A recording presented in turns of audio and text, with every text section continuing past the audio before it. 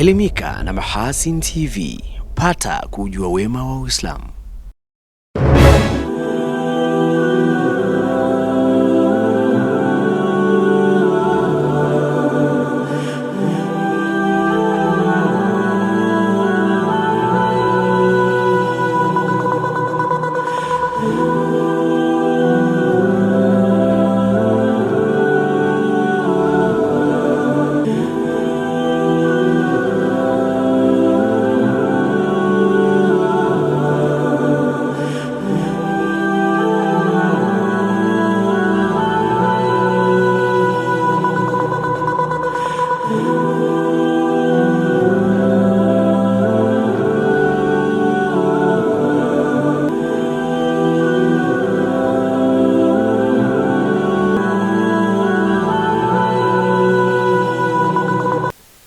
Assalamu alaikum wa rahmatullahi wa barakatuh. Yani mtazamaji wa Mahasin TV popote pale ulipo, karibu katika kapu la habari. Mimi Hilal Seif Riyami ndiye kusomea habari za kitaifa, na katika habari za kimataifa utakuwa naye Nuhu Stima. Awali ya yote tunaangazia muhtasari wake.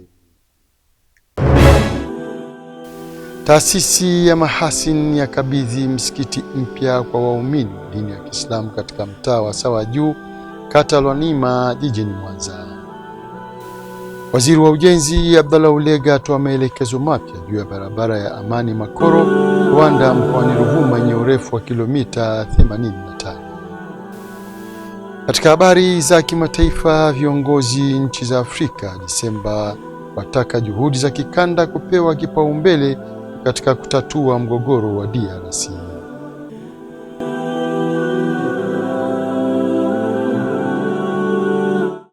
Na mkapu la habari linaanzia jijini Mwanza. Waumini wa dini ya Kiislamu katika mtaa wa Sawa Juu, kata Lwanima, jijini Mwanza wameondokana na adha ya kutembea umbali mrefu kufuata ibada ya sala za jamaa baada ya kukabidhiwa rasmi msikiti mkubwa na wa kisasa uliojengwa na taasisi ya Mahasin Mission ya maskani yake makuu hapa mkoani Mwanza. Nuhu Stima anatuarifu zaidi.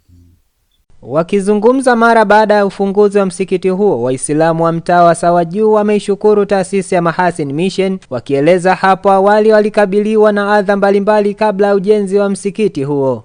Tulipofika katika eneo hili, wengine ambao tulihamia katika eneo hili hatukuwa na sehemu ya kufanyia ibada. Msikiti upo lakini kidogo kuna kilomita kidogo. Kwa hiyo tunakuomba mwenyekiti usituchoke. Tutaendelea kupanda ngazi za lile ghorofa kuja kwako kuwa na mambo tofauti, na tunakuomba na wale wote walioguswa kufanya hii harakati Allah walipe. Sheikh Abdul Basto ametueleza hadithi moja, man bana masjida lillah bana Allah lahu fil jannati mithla. Basi tunawaomba na ninyi Allah wajengee nyumba miongoni mwa nyumba katika pepo yake Allah subhanahu wa ta'ala. Changamoto ni nyingi kiukweli zilizokuwepo kabla ya kupata huu msikiti. Mojawapo ni kwamba watu walikuwa hawapati ibada kwa wakati kutokana na umbali wa msikiti. Kuwepo kwa huu msikiti nafikiri kutasababisha mambo mengi sana yawepo. Hadabu zitakuwepo za kutosha. Kabla tujapata msikiti tulikuwa tunawasalia kwenye kibanda swala. Tulikuwa tumetandika matundubali, tunaweka juu. Kwa kweli mvua ikinyesha mtihani. Kwa upande wake, mkurugenzi wa Mahasin Mission Baraka Saleh Bajbir ameahidi kushirikiana na waumini hao katika kuendeleza Uislamu, hasa kwa kuwapelekea mwalimu atakayewafundisha elimu sahihi ya kumtambua Allah subhanahu wa ta'ala. Sisi kama Mahasin tunatoa nafasi hii kwenu. Mkihitaji mwalimu, tupo tayari kuwaletea ambaye ana vigezo, watoto wenu wakapata elimu ambayo iko sawa sawa, na sisi ndio tutakayemwangalia inshallah. Kwa hiyo hilo jambo nawaachia uongozi wenyewe, mtatuambia mkiona bana sisi tuna walimu, si tuna nini hivi na hivi na hivi, sawa. Aidha, mkurugenzi wa Mahasin Mission amewasisitiza waumini wa msikiti huo kuwapatia watoto elimu yenye kuzingatia manhaji sahihi, hasa katika kipindi hiki cha umri mdogo ambacho ni rahisi kuyapokea. Jambo jingine ambalo tunalosisitiza ni kwamba elimu inayofundishwa ifuate manhaji sahihi. Tusiwafundishe watoto vitu ambavyo havitokuja kuwasaidia. Kuna wakati mwingine tunafika, unaweza kukuta mtoto mdogo, hichi ndio kipindi ambacho akili yake inanasa sana vitu. Kwa hiyo tukimrithisha mtoto akaweza kujua na akapata kitu ambacho kina faida naye, lakini akawa hata na lafdhi nzuri katika kuyatamka baadhi ya maneno, ni jambo ambalo litakuwa ni nzuri. Mwisho kabisa, tushirikiane. Hafla ya uzinduzi wa msikiti huo pia imehudhuriwa na mhadhiri wa dini ya Kiislamu hapa mkoani Mwanza, Sheikh Abdul Basit Othman. Katika nasaha zake amewahimiza Waislamu kufanya kheri mbalimbali msikitini hapo ili kupata ujira kutoka kwa Allah Subhanahu wa Ta'ala. Wasomesheni watoto, ni sadaka yako ya kuendelea. Wal masajid, na hii misikiti yajibu an tunadhafa, kitu muhimu sana. Hii misikiti unaona ulivyo, uko safi, unatakiwa ubaki hivi hivi. Ni lazima sisi kuhifadhi misikiti yetu kwa usafi, na katika malipo makubwa ambaye watu wataonekana pia wana malipo mengi ni wale watu ambao, ndugu zangu, walishughulika na misikiti. Tutaona hadithi mbele baadaye kidogo. Watu tayyaba, misikiti inatakiwa iwe inanukia vizuri. Waziri wa Ujenzi Abdallah Ulega amewataka wakandarasi wanaotekeleza ujenzi wa barabara kuzingatia utu na kuondoa kero kwa wananchi badala ya kufikiria tu kumaliza kazi za ujenzi wa miradi hiyo. Waziri wa Ujenzi Abdallah Ulega, baada ya maelekezo ya Waziri Mkuu Dkt. Mwigulu Nchemba, amefika kukagua ujenzi wa barabara ya Kitahi Amani Makoro Rwanda hadi bandari ya Ndumbi yenye urefu wa kilomita 85 na kupokea malalamiko ya wananchi. Mheshimiwa Mkuu wa Mkoa na Waziri, tunaona hiyo misingi ilivyojenga. Hiyo misingi inatuzuia sisi na watoto wetu. Mfano pale mzuri kule mtaa ule na usema mimi wa Mbugani, watoto wanatoka mtaa ule kule wanaenda kusoma shule ya msingi Mbugani, lakini pale ule mtaa watoto hawawezi kuvuka. Vile vile tuko kwenye huu mtaa Masangu, ambapo huu mtaa hapa pana masoko nini, watu wote kutoka tunakuja hapa, lakini kiangalia tu hapa, Mheshimiwa Mkuu wa Mkoa na Waziri, huwezi kuvuka hapa. Kuvuka ni shida. Kama mimi ningekuwa kiongozi, huyu anatuachia mitambo yote inakuwa mali ya kijiji anaenda. Baada ya kusikiliza malalamiko ya wananchi, Waziri wa Ujenzi Abdallah Ulega anaagiza kufanyika maboresho ya haraka kwenye mitaro hiyo. Sasa mkandarasi, wewe njoo, nasema niondoke na wewe. Kwa hivyo maana yake bado hawaja kuona faida yako unaoifanya. Mitaro hiyo nimeshaagiza mfanye maboresho haraka, msisubiri. Kama mnapiga kilomita 5, mure mnakopiga mnamaliza baadhi ya vitu vya msingi vyote. Moja, vivuko. Kwa kivuko hakiwezi kumsubiri mtu mpaka kesho, anapita leo. Mkandarasi wa ujenzi wa mradi huo, kampuni ya CRSG, kupitia kwa afisa uajiri wake Themistocles Rugabela, ameomba radhi kwa serikali kufuatia kasi ndogo ya utekelezaji. Naomba tufikishie msamaha huo kwa Mheshimiwa Waziri, ambapo tunategemea kabla ya mwezi wa Januari kuisha tuanze utekelezaji wa kuweka lami. Tufikishie salamu zetu kwa Waziri Mkuu, tutatekeleza hii barabara na itaisha kwa wakati, kwa sababu mpaka sasa hivi hatujasimama, tunaendelea na kazi zile ambazo zinaruhusu kufanya kipindi cha mvua. Mradi huu Mheshimiwa Waziri unaanzia Kitahi kuelekea Rwanda mpaka Lituhi. Jumla ya barabara hii yote ina kilomita 85 takriban, kwa gharama ya fedha za Kitanzania bilioni 60.4. Mradi huu Mheshimiwa Waziri ulianza tarehe 15 Juni mwaka 2022. Tarehe mpya sasa ya kukamilika mradi huu tumepanga iwe tarehe 26 Aprili 2026. Aidha, Waziri Ulega pia amewataka TANROADS mkoa wa Ruvuma kuhakikisha wanatengeneza maegesho ya malori katika hifadhi ya barabara eneo la Amani Makoro ili magari hayo yasisimame pembezoni mwa barabara. Kwingineko, naibu waziri wa ujenzi Mhandisi Godfrey Kasekenya amemtaka meneja wa wakala wa barabara nchini TANROADS katika mkoa wa Mbeya kuhakikisha ujenzi wa barabara za Mpaka Kibanja kilomita 20.7 na Katumba Mbambo hadi Tukuyu kilomita 79.4 zinakamilika kwa wakati. Mhandisi Kasekenya akizungumza baada ya kukagua ujenzi wa barabara ya Katumba Mbambo Tukuyu yenye urefu wa kilomita 79.4 amemtaka meneja wa TANROADS mkoa wa Mbeya kushirikiana na mhandisi mshauri wa kampuni ya TECU kumsimamia kwa karibu mkandarasi anayetekeleza miradi hiyo ikamilike ndani ya muda uliopangwa.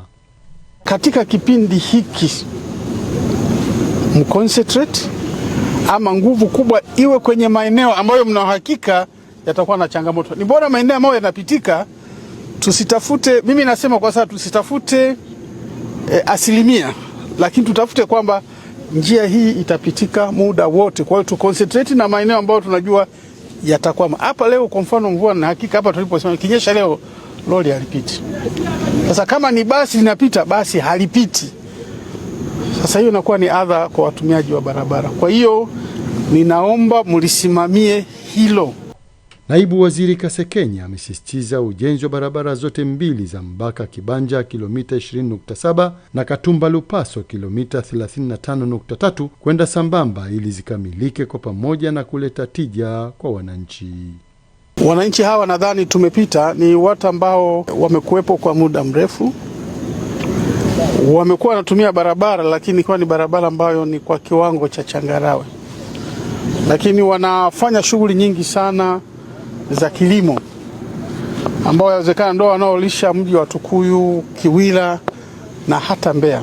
Kwa sababu pia wanazalisha sana mazao haya ambayo ni perishable goods, mazao ambayo yani ukichelewa kuyatoa basi unakuwa umeharibikiwa, na yanatoka mengi sana kanda hii, na ili afike huko yanataka kwenda lazima atumie barabara hii. Kwa upande wake meneja wa TANROADS mkoa wa Mbeya Mhandisi Sulemani Bishanga amesema tayari ujenzi wa barabara hizo umeanza na umefikia asilimia 4.6 ukitekelezwa kwa muda wa miezi 36. Kwa hiyo tunatarajia kwenye hatua baada ya kuwa amelipa hizo fedha za awali ameenda nazo na mobilization. Kwa hiyo tunategemea hiyo miezi yote ataweza kufanya kwa kumaliza mradi huu. Lengo letu sisi ni kumsimamia aweze kumaliza kwa wakati. Lakini niombe kitu kimoja, Mheshimiwa Naibu Waziri. Sisi Rungwe tunapata mvua kwa muda mrefu. Tumeanza sasa hivi Desemba hii, tutakwenda nayo mpaka Juni ama mpaka Julai. Sasa ni lazima mkandarasi tuombe aongeze kasi ya ujenzi wa eneo hili. Lakini kama alivyosema meneja, kuna maeneo yanajifunga kutokana na uhalisia ulivyo. Sasa naye awe tayari.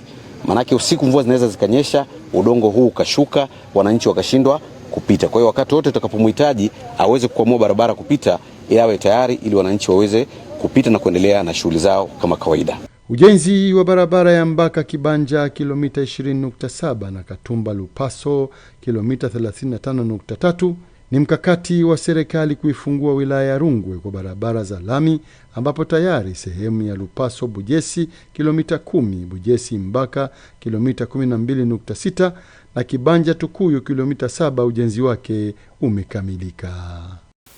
Wachimbaji wadogo zaidi ya 280 wanaoendesha shughuli zao katika mgodi wa Kinyambwiga halmashauri ya wilaya ya Bunda mkoani Mara wameiomba serikali kuona namna ya kukabiliana na changamoto mbalimbali zilizopo ambazo ni kikwazo katika shughuli zao za uchimbaji wa madini ya dhahabu. Nuhu Stima anatuarifu zaidi. Wakieleza changamoto hizo mbele ya mkuu wa mkoa wa Mara Kanali Evans Mtambi, wachimbaji wadogo katika mgodi wa Kinyambwiga wametaka utiriri wa kodi, ukosefu wa mikataba pamoja na uhaba wa mitambo ya uchunguzi wa maeneo yenye dhahabu kuwa ni miongoni mwa vikwazo vinavyowakabili.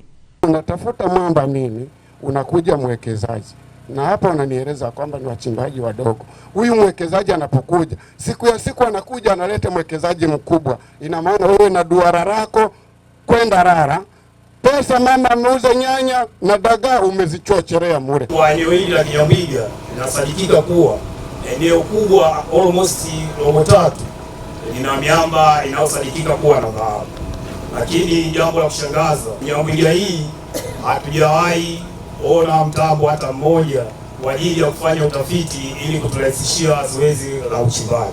Kilio cha ukosefu wa mitambo ya uchunguzi wa miamba ya madini kinaongezewa sauti na baadhi ya viongozi wa machimbo hayo na kusisitiza serikali kuona umuhimu wa kuwatafutia mitambo hiyo.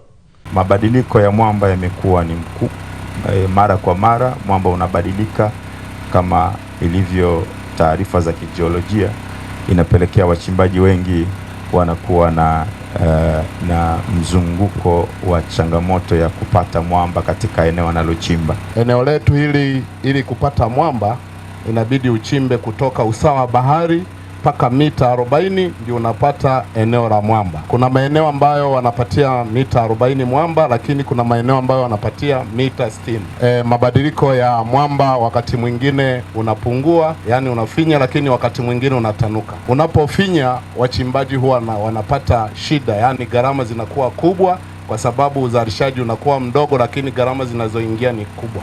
Kufuatia kilio hicho, mkuu wa mkoa wa Mara Kanali Evans Mtambi ameagiza uongozi wa tume ya madini mkoani humo kuhakikisha anafuatilia na kupatia ufumbuzi changamoto zilizopo mgodini hapo. Wachimbaji wote wadogo wanachimba kwa kutumia taarifa sahihi zilizopatikana kwa tafiti za kisayansi.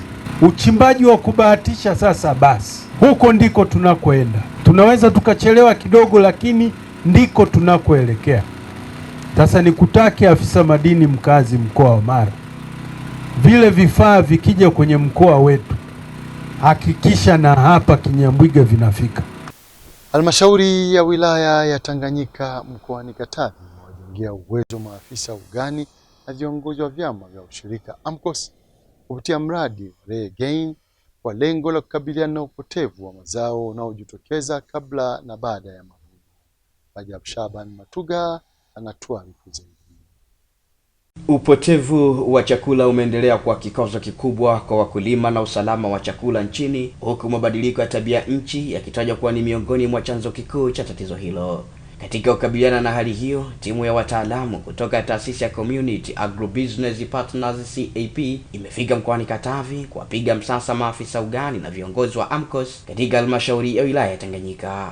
Ni mradi ambao unakuja kutatua changamoto kubwa ambao wakulima wanapitia, hasa ya upotevu wa mazao kabla na baada ya mavuno. Tunatambua kwenye mkoa wetu tuna changamoto kubwa ya uwepo wa jiografia, kwa maana ya kutokana hali ya mabadiliko ya tabia nchi, kuna kipindi mvua zinakuwa nyingi, kuna kipindi mvua zinakuwa chache. Kwa tunakabiliana na hiyo changamoto, na hii changamoto inapelekea kuwepo kwa upotevu mkubwa wa mazao. Lakini pia tuna changamoto kwa sehemu kubwa matumizi ya teknolojia za uhifadhi wa mazao, bado wakulima hawajaweza kuzipokea au hawajaweza kufika kwa wakulima. Kwa kupitia miradi kama huu wa Regain, tunaamini wakulima wetu wanaenda kupata hii elimu ya matumizi ya teknolojia, lakini elimu ya namna bora ya kutunza mazao, lakini pia kuhifadhi mazao ili kupunguza upotevu wa mazao. Mradi huo wa Regain unalenga zaidi mazao ya mpunga na mahindi kwa kutumia mbinu mbalimbali, ikiwemo kukuza matumizi ya teknolojia za kisasa, kuimarisha upatikanaji wa masoko na kutoa mafunzo ya kina kwa wakulima kuhusu mbinu bora za uvunaji, utunzaji wa mazao baada ya mavuno na uhifadhi. Malengo makubwa ni matatu. Cha kwanza ni kuhakikisha uzalishaji unaongezeka, kile kinachopotea basi chote kifikie mlaji. Lengo la pili ni kuhakikisha kwamba kunakuwa na usalama wa chakula. Sisi kama mkoa wa Katavi tunategemewa na jamii mbalimbali za mikoa mingine, tupunguze upotevu wa vyakula ili chakula hicho kiweze kuwafikia na kikiwa na ubora zaidi. Jambo la tatu ni kulinda mazingira. Tunafahamu kwamba kuna mabadiliko ya hali ya hewa, kwa hiyo tunatumaini kupitia mradi huu uzalishaji wa chakula utaongezeka, hivyo mkulima katika eneo dogo atapata chakula cha kutosha, kwa hiyo uchafuzi wa mazingira utapungua. Kaimu mkuu idara ya kilimo, mifugo na uvuvi wa halmashauri ya wilaya ya Tanganyika, Omar Himid, amewataka wanufaika wa mafunzo hayo kuwa mabalozi wazuri kuhakikisha elimu hiyo inawafikia wakulima walio wengi zaidi.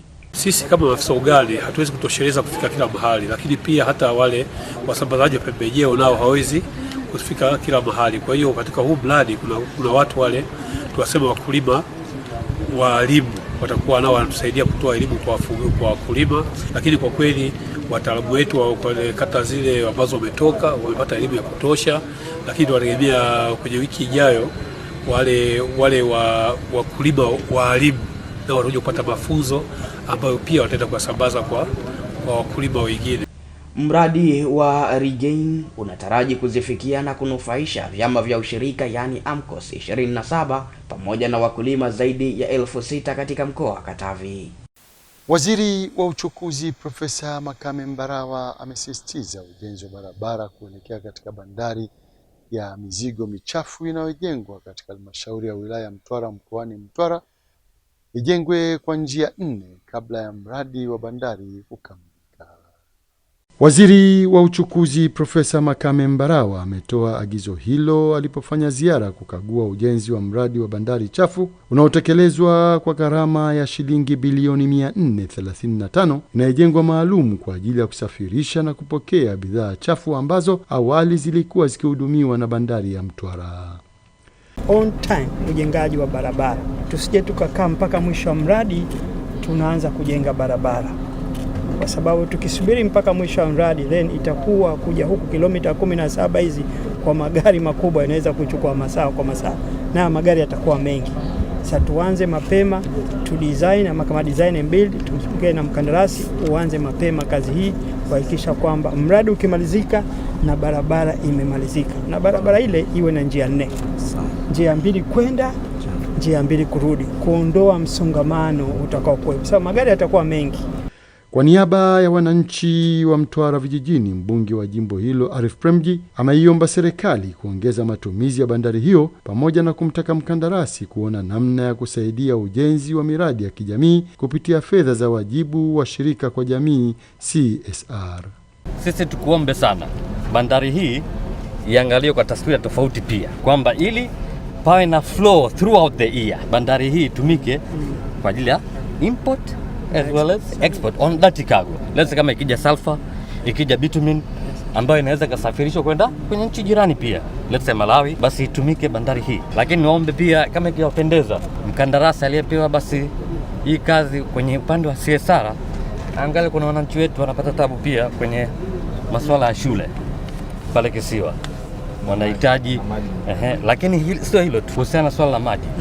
Wananchi wa Mgao sasa hivi wanapata changamoto kubwa sana ya maji, kwa kuwa maji yote yanakuwa consumed kwenye project. Kwa hiyo kuna uhaba tunaupata. Utekelezaji wa mradi huo katika kijiji cha Mgao umefungua fursa mbalimbali za kujiingizia kipato kwa wananchi wa kata ya Naumbu licha ya changamoto zilizopo, ambapo diwani wa kata hiyo Dr. Emmanuel James ameomba ufumbuzi wa haraka wa changamoto ya maji. Kuna visima vinakwenda kuchimbwa, na ile la visima tungependa lifanyike kwa haraka kwa sababu wananchi changamoto ya maji ni kubwa hasa kwenye kijiji cha Mgao. Kwa hiyo tunashukuru sana kwa sababu fursa zinakuwa ni nyingi, na sisi pia serikali ya kata tunajipanga kuwaendeleza vijana wetu kwa kupitia fursa ambazo ofisi ya waziri mkuu imezitoa za kuwasomesha vijana kwenye VETA. Kwa hiyo tunachukua hizo fursa, tunapeleka vijana wakasome ili waweze kukizi mahitaji ya ongezeko la ajira zinazokuja kutokea katika mradi huu. Na kwa taarifa hiyo kutoka mkoani Mtwara ndo kunahitimisha kapu la habari za taifa. Tupate mapumziko mafupi na tutarejea hapa kuangazia habari za kimataifa. Hii ni Mahasin TV, pata kujua wema wa Uislamu. Mahasin TV, channel namba 455 katika kingamuzi cha Azam.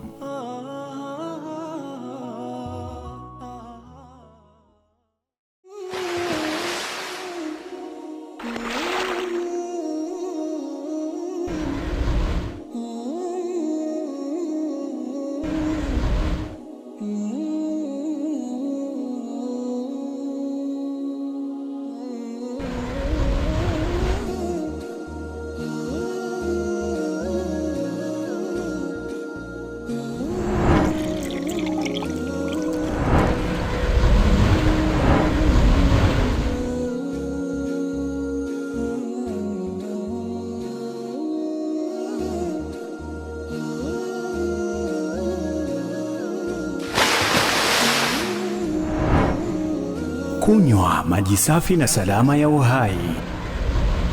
Bidhaa bora ya Bakhresa.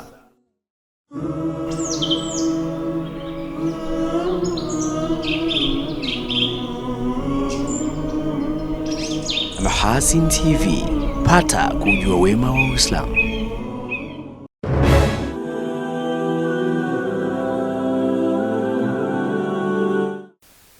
Shukran za dhati mtazamaji wa Mahasin TV kwa kuendelea kuwa nasi. Sasa ni wasaa kwa kuziangazia habari za kimataifa kama zilivyoandaliwa naye Nuhu Stima. Mtazamaji wa Mahasin TV, karibu kwa upande wa habari za kimataifa. Viongozi wa nchi kadhaa za Afrika Disemba 21, 2025 wametaka juhudi za kikanda zipewe kipaumbele katika kutatua mgogoro wa Jamhuri ya Kidemokrasia ya Kongo, huku mipango ya kimataifa ikipewa nafasi ya usaidizi. Wito huo ulitolewa katika mkutano wa kilele wa kikanda wa siku moja uliofanyika huko Entebbe nchini Uganda, ambao uliwaleta pamoja viongozi na wajumbe ili kushughulikia hali ya usalama iliyozidi kuwa mbaya mashariki mwa DRC na kuenea katika eneo la Maziwa Makuu. Waziri wa mambo ya nje wa Uganda John Mulimba alisema washiriki walikubaliana kwamba Jumuiya ya Afrika Mashariki EAC na Jumuiya ya Maendeleo ya Kusini mwa Afrika SADC zinapaswa kuongoza juhudi za amani ili kushughulikia mgogoro unaoongezeka. Kwa upande wake, waziri wa mambo ya nje wa Rwanda Vincent Biruta alisema changamoto kuu ipo katika ukosefu wa utekelezaji wa makubaliano ambayo tayari yamefikiwa. Mapema mwezi huu Rwanda na Jamhuri ya Kidemokrasia ya Kongo DRC zilisaini makubaliano yaliyosimamiwa na Marekani mjini Washington yakilenga kukomesha miongo ya mapigano, ambapo mapigano yamezidi kushika kasi mashariki mwa DRC, huku waasi wa kundi la M23 wakisonga mbele na kutoa ngome mpya. Kwingineko, duru za habari zinaeleza kuwa walinzi wa pwani wa Marekani wanaendelea kufuatilia kwa makini chombo kingine karibu na Venezuela, huku mvutano katika eneo hilo ukiendelea kuongezeka. Ufuatiliaji huo wa Disemba 21, 2025 ulihusisha meli nyeusi ambayo ni sehemu ya ukwepaji wa vikwazo vya Venezuela, ambapo afisa mmoja wa Marekani alisema inapeperusha bendera ya uongo ikiwa chini ya amri ya mahakama ya kuikamata. Marekani imeishutumu Venezuela kwa kutumia pesa za mafuta kufadhili uhalifu unaohusiana na dawa za kulevya, huku Venezuela ikielezea kukamatwa kwa meli za mafuta kama wizi na utekaji nyara. Sambamba na hilo, Rais wa Marekani Donald Trump wiki iliyopita aliamuru kuzuiwa meli za mafuta zilizowekewa vikwazo zenye kuingia na kutoka nchini humo. Venezuela, ambayo ni makao makuu ya akiba ya mafuta iliyothibitishwa duniani, imeishutumu serikali ya Trump kwa kujaribu kuiba rasilimali zake, ambapo mwezi huu mamlaka ya Marekani tayari imekamata meli 2 za mafuta. Tukitamatisha kwa upande wa habari za kimataifa, wachunguzi wa Urusi wamethibitisha kuwa mkuu wa kurugenzi ya uendeshaji ya mafunzo ya vikosi vya ulinzi vya Urusi ameuawa baada ya mada ya mlipuko iliyokuwa imetengenezwa chini ya gari yake kulipuka katika wilaya ya Yasenevo kusini mwa mji mkuu wa Urusi Moscow. Luteni Jenerali Fanil Saverov aliyekuwa na umri wa miaka 56 ameuawa mapema Disemba 22, 2025 akiwa njiani kuelekea kazini, huku ripoti za awali zinaonesha kuwa mada ya mlipuko iliyotegwa chini ya gari ya afisa huyo wa jeshi la Urusi aina ya Kia Sorento na ililipuka baada ya gari kuanza kuondoka. Msemaji rasmi wa kamati ya uchunguzi ya Urusi Svetlana Petronko amesema kuwa mamlaka husika zinafuatilia mauaji hayo, huku kamati hiyo imesema kuwa kuna uwezekano idara ya ujasusi ya Ukraine imehusika katika mauaji hayo. Luteni Jenerali wa jeshi la Urusi ameuawa katika hujuma ya mlipuko, huku vita vikiendelea huko Ukraine na katikati ya mazungumzo ya maafisa wa Urusi na wenzao wa Marekani huko Miami kwa lengo la kuchunguza njia za kuhitimisha vita kati ya Urusi na Ukraine. Shukran Nuhu Stima kwa habari za kimataifa. Na kabla hatujahitimisha kapu letu la habari, tujikumbushe miongoni mwa habari tulizokuwa nazo. Taasisi ya Mahasin yakabidhi msikiti mpya kwa waumini wa dini ya Kiislamu katika mtaa wa Sawa Juu, kata Lwanima, jijini Mwanza. Waziri wa Ujenzi Abdallah Ulega atoa maelekezo mapya juu ya barabara ya Amani Makoro Rwanda mkoani Ruvuma yenye urefu wa kilomita 85. Katika habari za kimataifa, viongozi nchi za Afrika Disemba wataka juhudi za kikanda kupewa kipaumbele katika kutatua mgogoro wa DRC.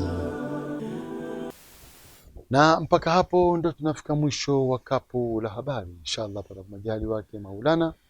Ungana nasi hapo kesho muda na wakati kama huu. Kwa niaba wenzangu wote walifanikisha kuletea kapu la habari, mimi Hilal Sefuriami nilokusomea habari za kitaifa, na katika habari za kimataifa ulikuwa naye Nuhu Stima. Nikutakie utazamaji mwema wa vipindi mbalimbali vinavyoendelea hapa Mahasin TV. Pata kujua wema wa Uislamu. Billahi taufik. Wassalamu alaikum warahmatullahi wabarakatuh. Asante na kwaheri.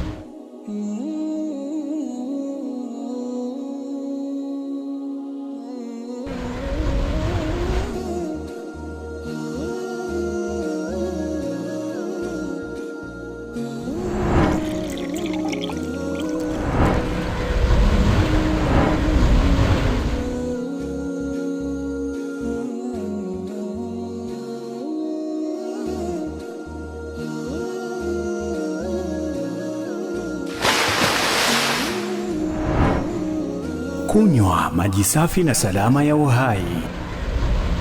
Bidhaa bora ya Bakhresa.